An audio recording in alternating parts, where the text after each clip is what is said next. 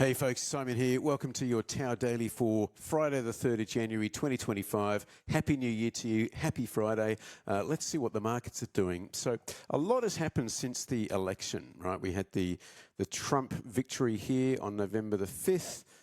Big boost, a little bit of a pullback, a run into all-time highs, and then things kind of peaked out late November, early December, a bit of chop. Then we had Jerome Powell came and stole the Christmas punch bowl by telling the market you're not going to get 100 basis points worth of cuts next year. It's only going to be 50 now. The market had a big fit and hasn't really recovered from it yet. So we haven't seen a dramatic sell-off, but what we have seen is some very poor market breadth. Now, the S&P during the month of December, it was only down 2.5%. Now, usually December is a bullish month, but we had a down month, and we also had the weakest last week of December since 1937. All right, so the Santa Claus rally has evaded us this year.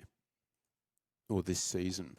We also had a lot of some really weak breadth. There were only 5 trading days in December where we had more advancing stocks than declining stocks. All right, so we haven't seen a breadth reading that bad for the month of December since at least 1990. All right, so historically poor levels of breadth. We can see this if we look at RSP, which is the equally weighted S&P 500 ETF. This is massively underperformed the S&P 500, and that just shows that really the strength in the market still is the Mag 7. If we look at the Mag 7 index, that still looks okay. I mean, there are some warning signs developing, but it broadly still looks okay. Another way of picking up poor breadth is we look at the number of stocks trading above their 50-day moving average, and only 36% of stocks in the S&P 500 are above their 50-day moving average. All right, so fully 64% of stocks are in short-term downtrends. Other, potential problems for the stock market in the short term are just this big rally in the dollar.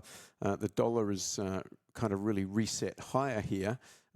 Rising dollar is generally a headwind for stocks. Also yields, if we look at 10-year bond yields, we'll just zoom out to a weekly chart. We'd been in a declining trend here. We had lower highs, lower lows. We had this declining trend line. We've broken above that now, all right, and rising yields generally going to be a headwind for equities as well, and they're generally going to be a tailwind for the dollar. Okay, so the market's in a pretty uncertain frame of mind at the moment. Obviously, we'll have a new president in another couple of weeks. He will probably hit the ground running. There's probably going to be plenty of headlines, plenty of executive actions. All of that will create uncertainty, and of course, we know markets hate uncertainty. Which leads me to think we could be in for a pretty volatile first quarter of 2025. That's what I got for you. I hope it helps. I wish you a wonderful weekend, and I will catch you next week.